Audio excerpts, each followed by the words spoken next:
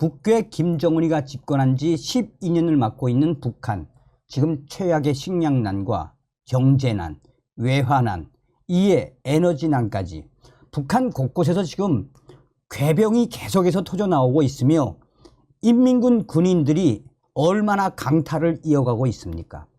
고난의 행군 때보다도 더 비참한 삶을 살고 있는 북한. 정성산 TV가 가열차게 주장하는 캠페인이 있죠.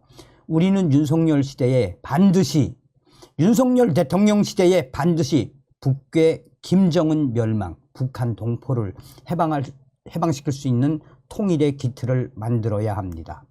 지금 북한의 김정은 지시에 이 해외 북한 외교관들 발칵 뒤집어졌습니다. 무조건 돈 바쳐라 엄포에 특히 아프리카에 나가 있는 북한 외교관들은 우리도 지금 살기 어려운데 달러까지 바쳐라 라는 이 지시에 아프리카에 나가 있는 북한 대사관들이 외교관들이 한바탕 난리가 났다라는 소식이 되겠습니다. 정성산 TV 좋아요, 구독, 알림은 큰 힘이 되겠습니다. 러시아 방문을 마치고 귀국한 김정은이가 내린 첫 번째 지시가 해외에 있는 대사관, 영사관에 하달된 지시는 신형 잠수함과 군함 건조에 필요한 자금을 마련하라는 지시였습니다. 김정은이 러시아 방문해서 러시아 군함과 잠수함을 돌아보았습니다. 귀국 후 김정은이 각국에 주재하고 있는 북한 공관에 내린 첫 지시는 신형 잠수함과 신형 군함 건조에 관한 내용이었습니다. 북한 대사관 사정에 정통한 베이징의 한 소식통은 어제 중국 주재 북경 대사관에 신형 잠수함과 신형 군함 건조에 필요한 자금을 마련하라는 평양 외무성의 지시가 하달됐다라며 이에 따라 북경 대사관에서 대사관 성원 전원을 긴급 소집한 가운데 평양의 지시가 전달됐으며 중국의 심양 영사관과 단동 영사부를 대표하는 영사들도 일본 즉 주중 북한 대사를 통해 해당 지시를 전달받은 것으로 알고 있다라고 말했습니다. 특히 이번에 김정은의 이런 충격적인 지시에는 당 창건일인 10월 10일까지 당의 의도를 받도록 해외 공관 성원들이 1인당 100달러를 무조건 바치라는 내용이 포함되어 있으며 신형 군함과 잠수함 건조가 현식이 조성된 정세로 보아 더는 미뤄서는 안 될 최우선 과제라고 밝히고 있다라고 덧붙였습니다. 이에 따라 해외 대사관에 모인 성원들은 평양의 지시를 전달받자마자 100달러씩 바쳤으며 그들 대부분은 지도자가 러시아 첨단 무기에 상당한 충격을 받고 이번 지시를 내린 것으로 이해하는 분위기라고 소식통은 전하고 있습니다. 또 김정은 정권의 100달러 요구는 현재는 일회성 지시라며 실제 건조 비용으로 사용하겠다는 의도라기보다는 충성심을 유도하는 차원에서 대사관 등의 당의 노선을 전달한 것이라며 향후 지시와 관련해 자금을 지속적으로 요구할 것으로 보인다라고 설명했습니다. 그러나 소식통은 일부에서는 첨단 기술과 고가의 자재, 설비를 요하는 신형 잠수함과 신형 군함이 어린이 장난감도 아니고 해외 외교 일꾼들 1인당 100달러씩 모아서 가능하겠냐라며 이해할 수 없다라는 반응을 보였다라고 지적하고 있습니다. 북한 김정은이가 건조하겠다고 나선 핵 추진 잠수함의 한 척당 건조 비용은 배수량 4,700톤 수상 기준으로 프랑스 바라쿠다 잠수함이 약 11억 9천만 달러 이상으로 알려지고 있습니다. 중국 랴오닝성 심양시의 현지 소식통은 영사관에서 평양 외무성의 지시사항을 전달받은 것으로 안다라며 어제 중국 주재 북경 대사관에 심양, 단동, 홍콩 영사관 책임 성원들이 모였으며 모임은 김정은 원수님의 러시아 방문 이후 첫 지시를 받기 위해서였다라면서 신형 잠수함, 군함 건조 지원이라는 새로운 지시에 공관 외교 성원들은 낙담하는 표정이었다라고 말했습니다. 그러면서 이 김정은의 지시를 받은 외교 공관원들이 북조선 회사들의 평양의 지시를 전달했다라고 밝혔습니다. 다만 회사들에는 자금을 얼마 바치라는 것이 아니라 김정은 원수님의 지시에 따라 신형 잠수함과 신형 군함을 건조할 때 대한 그 지시에 화답해 높은 충성심을 발휘할 것을 호소하는 수준이라고 전하고 있습니다. 또 지시를 받은 중국의 각 회사들에서는 노동자들에게 신형 잠수함, 군함 건조 비용을 자발적으로 바칠 것을 요구했다라고 말했습니다. 소식통은 그러나 이런 당의 요구에 누군가 나서서 큰 돈을 내면 다른 노동자들도 따라서 내게 되는 분위기라며 노동자들은 김정은 원수님의 러시아 방문 후 내려진 이 같은 지시에 허탈감을 감추지 못했다라고 덧붙이고 있습니다. 노동자들은 지금껏 수십 년간 전쟁 준비를 한다며 핵무기 개발을 하느라 허리띠를 조였는데 또 신형 잠수함과 신형 군함을 건조하냐라며 나라의 식량 문제를 해결할 것이라고 한가닥 희망을 가졌다는 게 어리석은 기대였다라는 이야기를 하고 있다라고 소식통은 전했습니다. 북한 김정은은 13일부터 19일까지 러시아를 방문해 원동 지역 아무르주 우주 발사장과 비행기 공장, 운반 로켓 발사 종합체 건설장에 이어 태평양 함대 기지를 돌아보았습니다. 태평양 함대 기지에서 김정은은 대잠 호위함에 올라 최신형 무장 장비에 대한 설명을 들은 바 있다라고 자유아시아 방송은 소상하게 전하고 있습니다. 자, 저의 WTR 유럽 소식통의 소식입니다. 정성산 TV, 정성산 감독 선생께 알려드려요.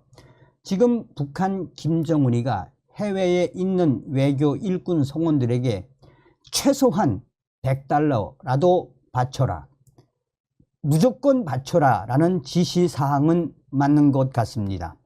김정은이가 이번에 러시아에 가서 북조선과 러시아의 푸틴 대통령과 김정은이가 군사적 합의, 경제적 합의 잘 이루었으니 이에 대한 해외 외교 일꾼들에 대한 충성심을 테스트하겠다라는 의도로 보면 되겠습니다. 이미 중국과 또 이 동남아시아에 있는 일부 외교 일꾼들은 1인당 최소한 $100, 많은 사람들은 $1000 이상 보낸 사람도 있다고 합니다. 보냈지만 지금 가장 바빠맞은 사람은 이 아프리카에 나가 있는 북한 외교 일군 성원들입니다. 현재 아프리카 땡땡국가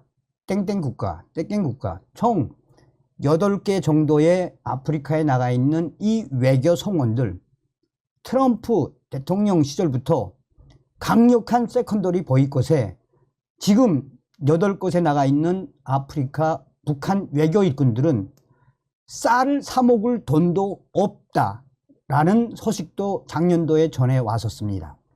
올해 들어와서 강력한 한미일 동맹에 근거해서 지금 아프리카 국가들이 이제는 조선하고 거래를 안 하고 남조선, 즉 대한민국과 하겠다라는 의지를 윤석열 대통령이 밝혔고 또 해외 정상회의에서도 밝히지 않았습니까? 아프리카 국가들이 이번에 유엔 총회 연설을 할 때 윤석열 대통령에게 오케이 했습니까? 아프리카 국가들, 특히나 친북 성향의 땡땡 국가들이 하나같이 북한에 완전히 등을 돌리지 않았습니까? 그래서 현재 아프리카 국가에 있는 대부분의 외교 일꾼들, 여기서 대사급 또 참사급도 월급은커녕 본인들 스스로가 외화벌이를 해서 대사관을 운영하기도 힘든 마당입니다. 아예 대사관 부인들은 몰래 현지인들과 북한식으로 말하면 야매장, 그러니까 야시장이죠. 그런 시장에 가서 몰래 현지인들과 남새, 야채를 파는 일을 도와주고 싹을 받아오고, 또 어떤 이 땡땡 국가 참사, 외교 일꾼 참사의 부인은 대사관에서 얼마 멀지 않은 그 세탁소에서 세탁 일을 하고 싹을 받아와 간신히 생활을 유지한단 말입니다. 그러니까 아프리카 국가들에 나가 있는 북조선 외교 일꾼들이 최악의 삶을 살고 있는데, 김정은이가 이 잠수함과 신형 잠수함과 군함을 만들겠다고 최소한 $100 무조건 바쳐라라는 엄포 같은 지시가 내려오니 아프리카에 있는 외교관들은 지금 한마디로 대패닉 상태입니다. 그러면서 서구라파에 있는 땡땡 국가 외교관들에게 전화를 걸거나 또 메일을 보내 담은 $100, 담은 $300, $500를 좀 구워줄 수 없느냐. 구워서 바치지 않으면 찍히니까 서구라파에 있는 북한 외교 일꾼들에게 돈을 좀 꿔달라는 메일을 받았다라고 구라파에 있는 알 소식통이 전해왔습니다. 여기서 우리가 중요하게 봐야 하는 것은 무엇이겠습니까? 실제로 김정은의 내부 북한 얼마나 어렵습니까? 그러니까 김정은이가 러시아에 가서 푸틴 대통령과 외교적 성과를 거뒀으니 너희 해외에 있는 외교 일꾼들 충성자금 알아서 보내라 라는 일종의 엄포. 또한 이 유럽에 있는 북조선 외교 일꾼들은 좀 사정이 낮지만 아프리카 국가들의 외교 일꾼들의 이런 패닉 상태에 유럽에 있는 북조선 외교 일꾼들은 이 한마디로 괜히 아프리카에 배치받아 가서 생고생, 개고생하고 있다라고 유럽의 알 소식통이 북조선 외교 일꾼의 워딩으로 이야기했습니다. 그러면서 유럽의 알 소식통은 그러나 중국이라든지 또 러시아에 나가 있는 외교 일꾼들은 그나마 사정이 좋지 않겠나라며 아프리카에 나와 있는 지금 외교 일꾼들은 이번에 달러를 보내지 못하면 아마도 김정은의 후과가 나타날 거라며 하다 김정은이가 이렇게까지 전 세계에 있는 북조선 외교 일꾼들에 대한 충성심을 이렇게까지 검사하는 거라고 한바탕 난리가 났다라고 전하고 있습니다. 자, 이 자유아시아 방송도 이야기를 했습니다만 이 미국의 RFA 자유아시아 방송에서 이야기했습니다만 김정은이가 핵잠수함 신형 군함을 건조하기 위해 이렇게 강탈을 하는 걸까요? 절대 그렇지가 않죠. 지금 해외에 있는 외교 일꾼들과 또 무역 대표부 애들도 지금 사정이 최악입니다.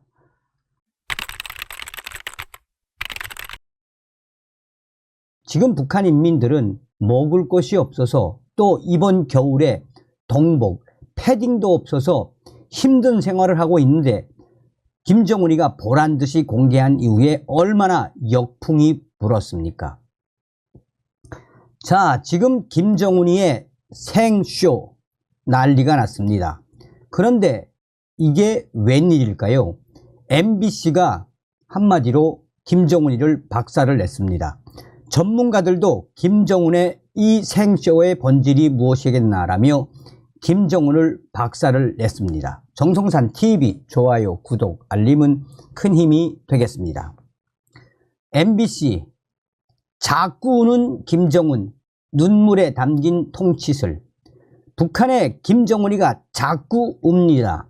북한의 어머니 대회에서 또 울었습니다. 김정은이가 왜 자꾸 울고 있을까요? 북한 매체는 이전에도 김정은이가 열병식 같은 각종 행사에서 우는 모습을 여러 차례 공개를 했습니다. 이른바 김정은식 통치, 즉 김정은식 감성팔이라는 말까지 나옵니다. 북한이 최고 지도자의 눈물을 이렇게 여과 없이 공개하는 그 의도는 무엇일까요? 그것은 바로 김정은이의 감성통치. 북한 전국 어머니 대회가 열렸던 지난 3일 리일환 북한 당 비서의 보고를 듣고 있던 김정은의 볼에서 눈물이 흘러내립니다.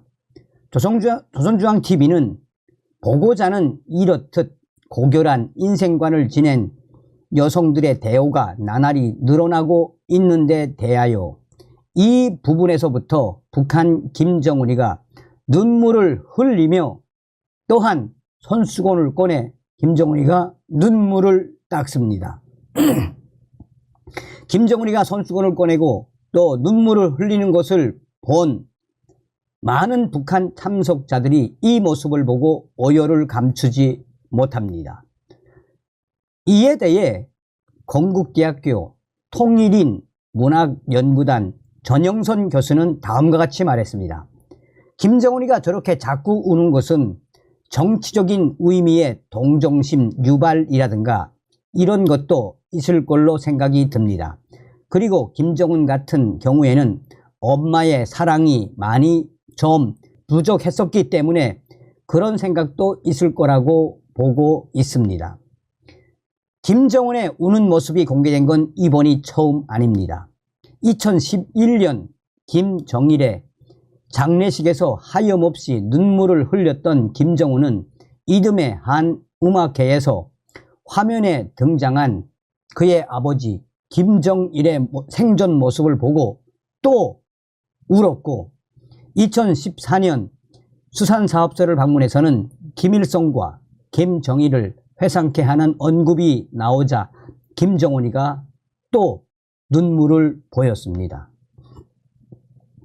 2014년 11월 북한의 조선중앙TV는 위대한 대원수님들 김일성, 김정일께 경례하는 원수님이 마련해 주신 물고기 대풍을 보여드리고 싶은 절절한 심정을 아뢰며 이때 김정은이는 또 울었습니다. 집권 초기 김정은의 눈물은 이처럼 주로 선대와 관련된 게 대부분이었습니다.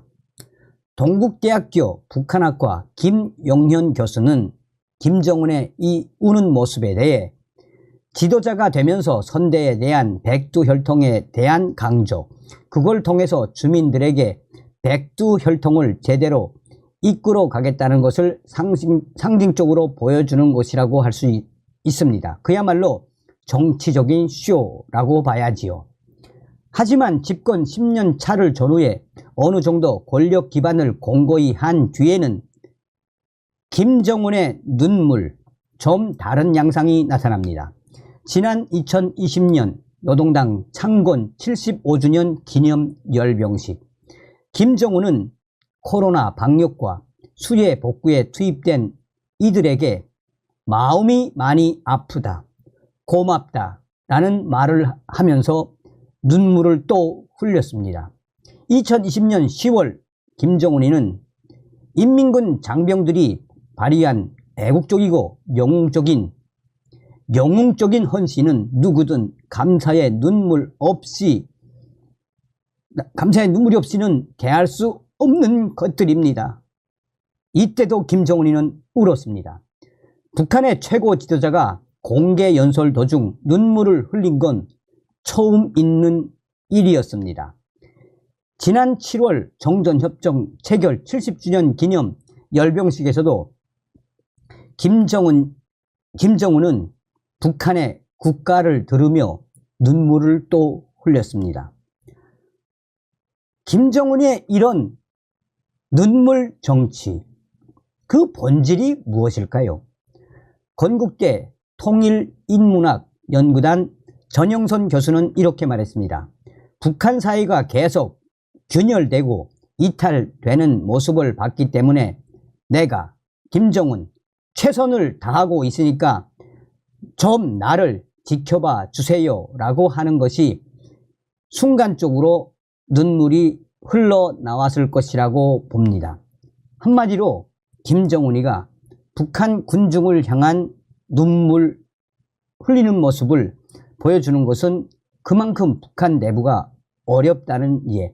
김정은은 또 선대들로부터 특별한 관계를 이어온 군 원로들이 숨졌을 때 유독 많이 울었습니다.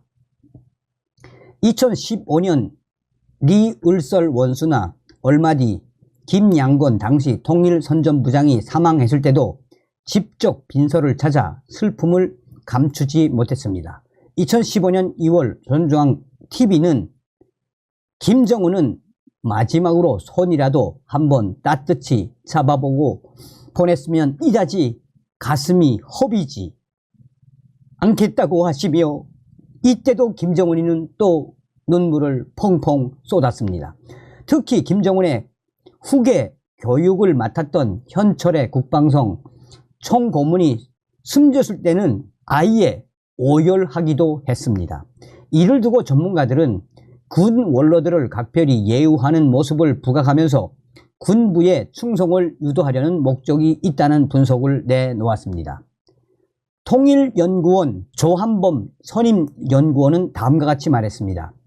김정은이 나이가 어리기 때문에 의도적인 연출을 통해서 북한의 기성세대, 원로세대와 자신을 연결시킴으로써 충성을 유도하는 전략입니다. 한마디로 정치적인 의도, 정치적인 쇼라고 봐야 하죠.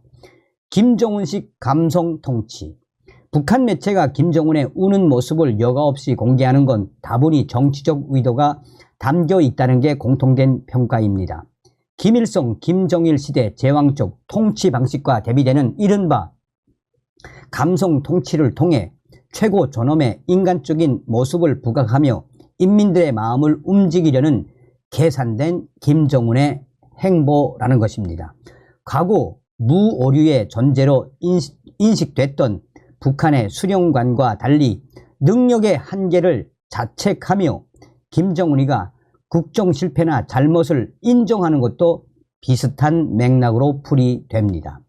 2021년 1월 조선노동당 8차 대회 개회사에서 김정은은 다음과 같이 말했습니다. 국가 경제발전 5개년 전략 수행 기간이 지난해까지 끝났지만 내세웠던 목표는 거의 모든 부분에서 엄청나게 미달했습니다. 인민을 위한다는 이미지를 극대화하며 주민들에게 고통스러운 상황을 솔직히 드러내고 다독이면서 지지 기반을 넓히기 위한 일종의 정치적 제스처라는 분석도 나옵니다. 이화여대 북한학과 박원건 교수는 이렇게 말했습니다. 이전에 수령이라는 존재 자체는 일반 사람이 아닌 거의 신격화된 수준까지 있었는데 김정은 시기에서는 그것을 깨고 자신들의 이른바 인민대중 자유주의에 따라서 인민들, 북한 주민들을 그만큼 사랑한다는 메시지를 전달하기 위한 것, 고모부 장성택을 숙청하는 등 철권 통치를 행사해온 만큼 김정은의 이런 모습은 악오의 눈물이 아니냐라는 평가도 받습니다. 눈물로 자애로운 이미지를 표출하지만 내부적으로는 주민들의 자유를 억압하는 김정은의 각종 법 제정하는 등 상반된 모습을 보여주었다는 것입니다. 통일연구원 조한범 선임연구원은 극단적인 극형에 처하는 그런 사례가 더 많아졌거든요. 자유로운 지도자의 이미지를 연출하고 있지만 실제 통치는 더 가혹해지고 있기 때문에 김정은의 눈물은 악오의 눈물이며 김정은의 눈물은 연출일 가능성도 배제할 수 없는 겁니다. 이제 곧 집권 12년 차에 접어드는 김정은, 선대 김일성, 김정일과는 달리 눈물을 보이고 자책하고 애민을 외치면서 감성 통치하는 김정은의 이러한 정치적 의도. 하지만 주민들의 실생활 개선 같은 실질적 성과가 뒷받침되지 않는다면 그 또한 김정은의 눈물 통치 정치적 의도 또한 한계가 있을 수밖에 없을 것으로 보입니다. 자, 이런 워딩으로 MBC가 이렇게 방송할 줄을 누가 알았겠습니까? 김정은에 대한 반말로 시작해서 한마디로 김정은의 생쇼를 그냥 MBC가 박살을 냈다라는 소식이 되겠습니다. 다음 시간에 뵙겠습니다. 멸공. 정성산TV 좋아요, 구독, 알림은 큰 힘이 됩니다. 후원해주시는 모든 분들께 가열차게 멸공.